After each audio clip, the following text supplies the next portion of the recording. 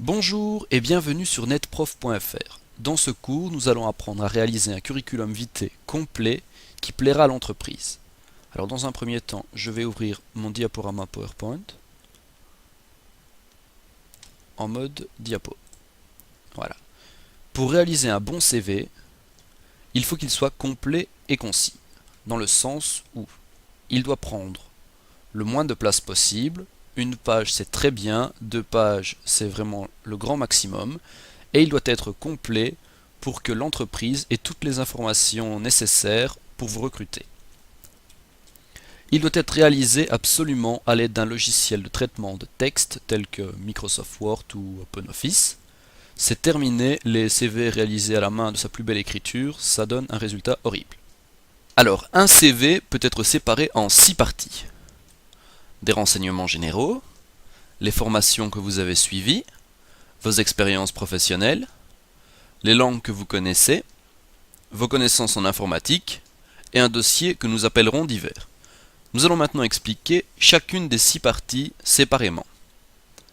Alors, pour les renseignements généraux, nous devons retrouver votre nom et votre prénom, date et lieu de naissance, votre nationalité, votre adresse, un numéro de téléphone sur lequel vous êtes facilement joignable, et une adresse email professionnelle, donc prénom.nom@extension.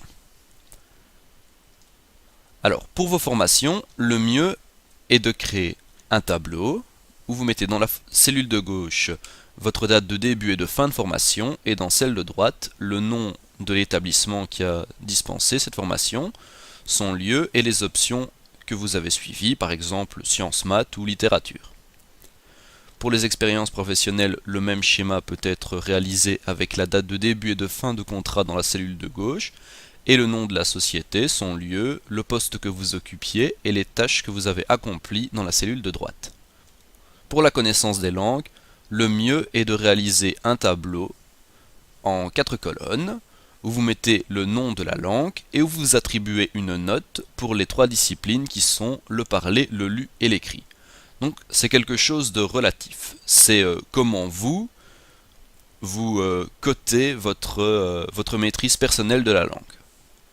Pour les connaissances informatiques, alors vous pouvez parler des systèmes d'exploitation que vous connaissez comme Windows ou Linux, les logiciels que vous maîtrisez comme par exemple les logiciels de bureautique Microsoft, et les langages de programmation que vous savez employer, que vous savez utiliser, comme le C ou le Java par exemple. Dans le dossier divers, vous indiquerez le ou les permis de conduire que vous possédez, et un point loisir où vous pouvez mettre si vous faites du sport ou de la musique par exemple. Ça permettra à l'employeur de sonder un peu votre esprit.